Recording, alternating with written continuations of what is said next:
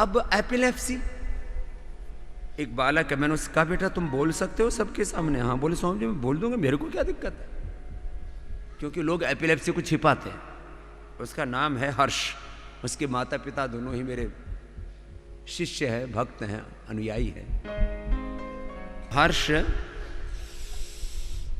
अभी आए हुए इधर, कल मैंने बोला था हर्ष इधर आओ बेटा, मंच पर आओ। इसको डॉक्टर्स ने बोल दिया तुम्हें बाइक नहीं चलाना, गाड़ी नहीं चलाना, तुम्हें स्विमिंग नहीं करना, तुम्हें अकेले कभी भी बाजार में नहीं जाना। बोले क्यों? बोले तुम्हें बहुत सीवियर प्रॉब्लम है एपिलेप्सी की। इस बालक ने मेरी बात मानी, अब यहां आकर के पूरी मान रहा है, घर पे आंशिक रूप से मेरी बात मानी, आधी बात मानी। तो इसको जो बहुत ज्यादा प्रॉब्लम थी एपिलेप्सी की, वो इसने ठीक कर ली। मैं हर्ष को इसके साथ साथ कुछ तो सामूहिक रूप से ही पूछूंगा, कितनों ने अपना बीपी क्योर कर लिया है? बैठो बैठो, इधर बैठो। इसको बोल दिया गया था और ये दवाई खा रहा था बहुत ज्यादा, कुछ उन दवाइयों का ही कुछ तो असर है, कुछ इसके माताजी भी थोड़ी तगड़ी हैं तो बेटे पर थोड़ा असर तो आता ही है। खैर, तो ये तो सूक्ष्म मैम करा रहा था। कब से था बेटा एपिलेप्सी का? जब मैं 3 साल का, तब से 3 साल का जब ये बालक था तब से एपिलेप्सी थी। और एपिलेप्सी की दवाई किसी भी परिवार में 99% लोग एपिलेप्सी को छुपाते हैं। बच्चे इसलिए छुपाते हैं कि बड़ा होकर के इसके कैरियर में प्रॉब्लम आएगी। बड़े इसलिए छिपाते हैं कि लोग हंसेंगे उन पर। लेकिन एपिलेप्सी 100% क्योरेबल डिजीज है। एपिलेप्सी के 3 ही बड़े कारण हैं। ऐसे तो स्ट्रेस आदि और बहुत कुछ है, स्ट्रेस की बहुत आयाम है। चलो भस्त्रिका करो।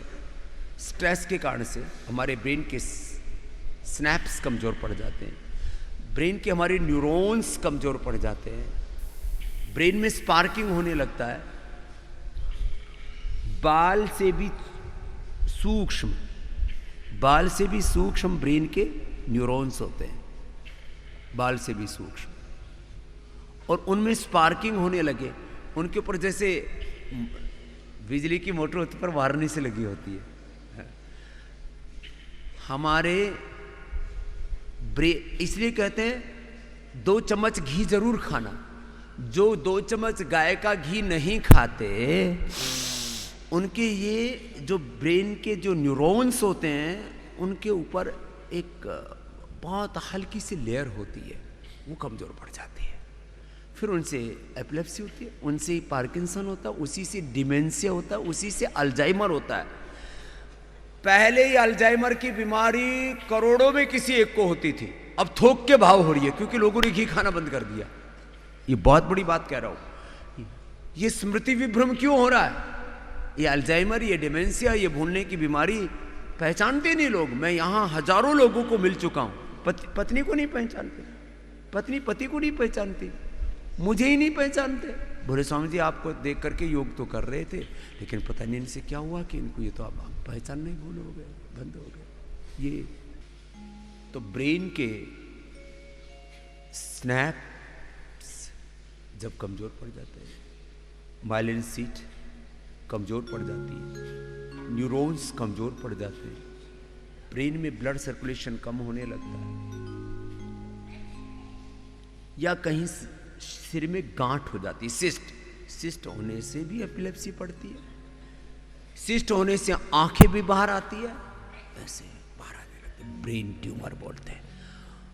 और सिस्ट होने से पैरालिसिस भी हो सकता है, ब्रेन स्ट्रोक भी हो सकता है, आपकी मौत भी हो सकती है। ब्रेन में एक कोई जीव होता है जो घर बना लेता है, वो शाक सब्जियों से या मांस से भी जाता है। सुअर के मांस में सबसे अधिक वो जीव पाया जाता है, और फूल गोभी में और बाकी भी चीजों में। तो वो अंदर चला जाता है ब्लड के माध्यम से। ब्लड और ब्रेन के बीच में एक बैरियर होता है। करीब करीब 99% चीजों को तो ब्रेन में जाने से ही, ये बहुत बड़ा चैलेंज होता है मेडिकल साइंस में कि आप कोई दवाई ब्रेन के लिए दे रहे हैं तो ब्लड और ब्रेन के बीच में जो बैरियर बना होता है, बॉडी ऑटोमेटिकली, जो मैं कह रहा था 99% तो ऑटो मोड पर ये पिंड और ब्रह्मांड चल रहा है, इसको ऑटोनॉमिक सिस्टम बोलते हैं। Voluntary is only 1%। भगवान ने पूर्ण आज़ादी देने के बाद में भी शरीर को, इंद्रियों को, मन को, प्राण को, बुद्धि को, चित्त को, चेतना को और तुम्हारे जीवन को, तुम्हारा जन्म कब होगा और तुम्हारी मृत्यु कब होगी, 99% इसको ऑटो पायलट पर डाला हुआ है। तुम्हारे बस में मात्र 1% है, और मनुष्य 1% जो उसको वॉलंटरी उसको पावर दे रखी है, जिसको स्वाधीनता, आज़ादी बोलते हैं, उसका भी ठीक से उपयोग नहीं करता, ज़्यादातर उसका दुरुपयोग करता है।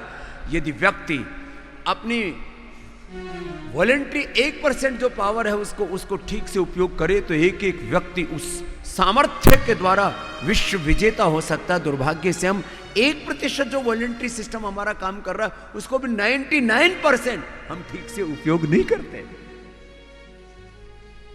अब ये थोड़ी सी गहरी बात हो गई अब हमारी संरचना के संदर्भ में। भस्त्रिका के बाद अब थोड़ा कपालभाति करो।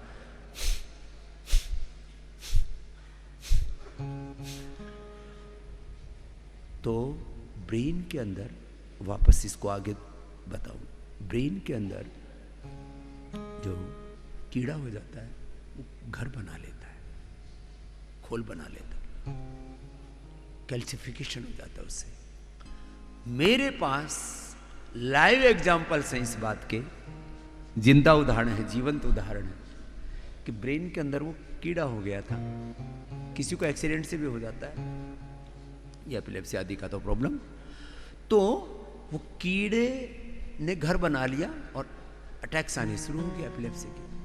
कपालभाति 1-1, 2-2 घंटा करने से बहुत बड़ी बात है, 1-1 घंटा करने से